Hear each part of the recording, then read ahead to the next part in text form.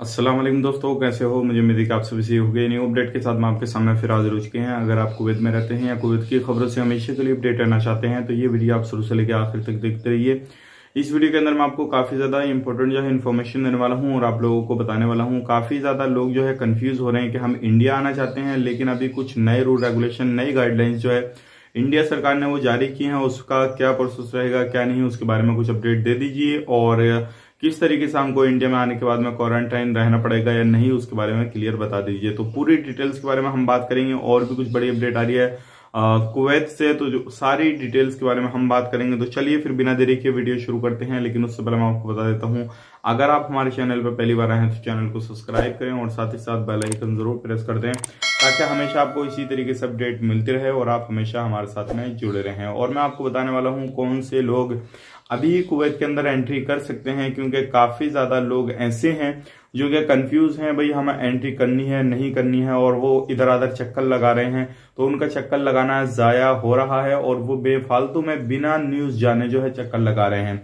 तो चलिए फिर बिना देरी की वीडियो आगे शुरू करते हैं। तो सबसे पहली अपडेट की तरफ बढ़ते हैं। जो बड़ी अपडेट आ रही है निकल के, जैसे कि आपको मालूम है कुवैत के अंदर वैक्सीन वगैरह का इंतजाम जो है काफी तेजी से चल रहा है और लोगों को वैक्सीन भी दी जा रही है। नए सेंटर भी कुछ ओपन किए जा रहे हैं जहां पर लोगों को वैक्सीन लग रही है। लेकिन अभी तक आपने अगर रजिस्ट्रेशन नहीं किया है, मिनिस्ट्री ऑफ हेल्थ की वेबसाइट पर जाएं और अपना नॉर्मली जिस तरीके से रजिस्ट्रेशन करते हैं आईडी, पासपोर्ट नंबर डाल के, यानी कि जो आपका सिविल आईडी है वो डाल के, एड्रेस डाल के, सारा कुछ डाल के जो है अपना रजिस्ट्रेशन कर लें, ताकि आपके नजदीक में कभी भी सेंटर लगे या सेंटर ओपन हो गए तो तुरंत आपको वैक्सीन लग जाए। बात करें अभी तक जो है कितने लोगों को वैक्सीन लग चुकी है, तो 2,30,000 से ज्यादा लोगों को अभी तक वैक्सीन लग चुकी है। और ये देखें तो पिछले दिनों से काफी ज्यादा तेजी से काम चल रहा है। लोगों को घरों पे जाने के बाद में वैक्सीन दी जा रही है और ये वो लोग हैं जिनको 2 डोज पूरे कंप्लीटली दिए जा चुके हैं।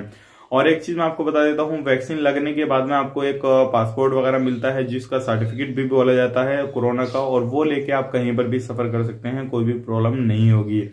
बढ़ते हैं अगली अपडेट की तरफ। जो अगली अपडेट आ रही है निकल के, पब्लिक एरिया में कहीं पर भी अगर आप बाहर निकलते हैं तो इस चीज को खास करके ध्यान रखें। मैं आपको इसलिए रिपीट कर रहा हूं क्योंकि काफी ज्यादा लोग बोल रहे हैं जुर्माना वगैरह क्या रहेगा क्या नहीं रहेगा, तो वो चीज मैंने आपको पहले बता दी है। लेकिन पुलिस दौरे अलग अलग जगहों पे कर रही है जहां पर पब्लिक को ज्यादा इकट्ठा देखती है, तो उनके खिलाफ जो है कानूनी कार्रवाई की जाती है। तो आप ध्यान रखिएगा, कहीं भी बाहर निकलते हैं तो 2-4 जनों से ज्यादा जो है एक जगह पे इकट्ठा ना होए, और किसी से भी बात करनी है तो दूर दराज से बात करें, नजदीक में ज्यादा पब्लिक इकट्ठा ना करें, नहीं तो आपको परेशानी हो सकती है और पुलिस आपके खिलाफ कड़ी कार्रवाई कर सकती है। तो ये थी अपडेट, सोचा आप लोगों तक शेयर की जाए ताकि आप लोग भी इस चीज को समझ सकें और जान सकें। कहीं पर भी रहते हैं तो आप इस कानून से बच सकें और इस तरीके का उल्लंघन ना करें, ताकि आपको कोई भी परेशानी ना होए।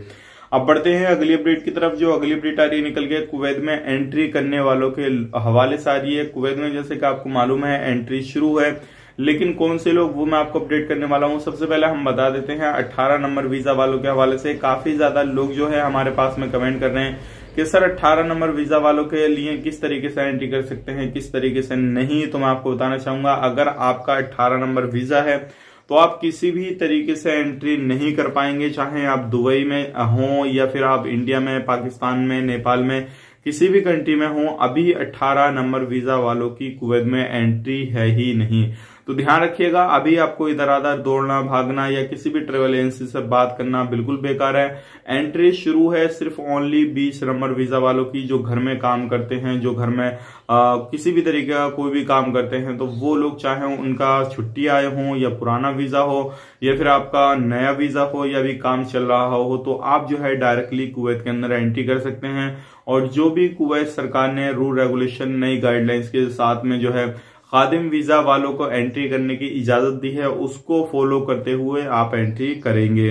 जैसे कि आपको मालूम है, अगर आप खादिम वीजा पे हैं तो बिल सलामा एप्लीकेशन के तहत आपको सारा कुछ उस पर रजिस्ट्रेशन करना होगा और सारा कुछ अपना डिटेल्स जो है उस पर भरना होगा। भरने के बाद में जो है आपको 2 PCR आपके कुवैत के अंदर जाने के बाद में होंगे और वहां पे जाके आप एंट्री कर सकते हैं बिल सलामा एप्लीकेशन के तहत। बाकी बात करें अदर लोगों की, तो अदर कोई भी लोग अभी जो है कुवैत के अंदर एंट्री नहीं कर पाएगा, लेकिन जो मेडिकल स्टाफ है, बड़े बड़े अधिकारी हैं और भी कुछ अलग स्टाफ है जो क्या जिनको इजाजत दे दी गई है वो लोग एंट्री कर सकते हैं। लेकिन नॉर्मल तरीके से अभी ना ही फ्लाइट का अपडेट है ना ही लोगों का अपडेट है। बात करते हैं 7 मार्च के बाद में हो सकता है कुछ अच्छा अपडेट मिल जाए 7 मार्च के बाद, लेकिन अभी तक तो उम्मीद यही की जा सकती है कि अभी तक तो किसी तरीके का कोई भी जो है गुड न्यूज नहीं मिला है। लेकिन आने वाले वक्त में इंशाल्लाह जैसे ही अपडेट आएगा, गुड न्यूज आएगा 7 मार्च के बाद में कुछ फ्लाइटें अगर ओपन की जाएंगी जो जिन कंट्रियों को इन्होंने बंद कर रखा है, जिनमें केसेस कम हैं, अगर उनके हवाले से कुछ भी अपडेट आता है तो हम आपके साथ में जरूर शेयर करेंगे। बढ़ते हैं अगली अपडेट की तरफ। अगर आप इंडिया के अंदर सफर करना चाहते हैं, किसी भी देश में इंडिया में आना चाहते हैं किसी भी देश से, तो आपको कुछ गाइडलाइंस है जो कि आपको फॉलो करनी रहेंगी। सबसे पहली चीज मैं आपको बता देता हूं, पहले जो था नॉर्मली आप टिकट लिए, पीसीआर की मर्जी करी तो कराया, नहीं करी तो नहीं कराया और डायरेक्टली इंडिया के अंदर आए और आके जो है आपका एयरपोर्ट पे पीसीआर होता था, उसके बाद में आप अपने घर पे चले जाते थे। कि उस जगहों पे 7 दिन का क्वारंटीन था, कुछ जगहों पे जाकर फ्री में आप टहलते थे।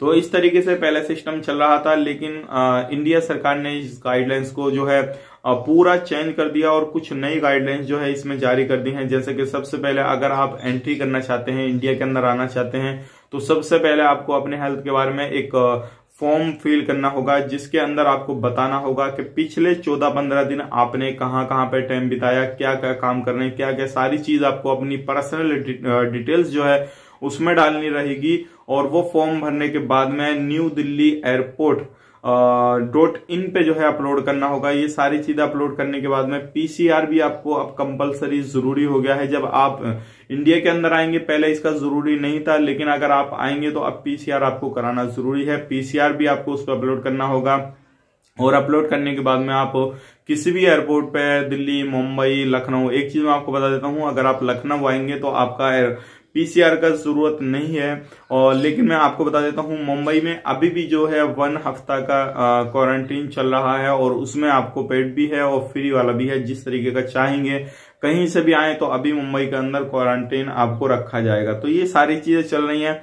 और अदर एयरपोर्ट पे आते हैं तो डायरेक्टली आपका जो है पीसीआर फ्री भी होगा एयरपोर्ट पे आने के बाद में, और डायरेक्टली आपको भेज दिया जाएगा आपके मेल के थ्रू या कॉन्टेक्ट करके आपको बता दिया जाएगा आपकी रिपोर्ट क्या है क्या नहीं है। उसके हिसाब से आपको जो भी इंफॉर्मेशन है दे दी जाएगी। यानी कि अब जो है आपको ये क्लियर हो गया है कि आपको www.newdelhiairport.in पे जो है अपने सारे डॉक्यूमेंट सबमिट करने होंगे और बिना सबमिट किए आप अपने टिकट बुक नहीं कर पाएंगे। तो इस चीज का खास करके ध्यान रखिएगा। ये सारी डिटेल्स आपको जहां से टिकट बुक कराएंगे वो एजेंट आपको दे देगा, वो ट्रेवल एजेंसी वाला या ऑफिस वाला आपका फॉर्म वगैरह पूरा बना देगा और आपको गाइड कर देगा।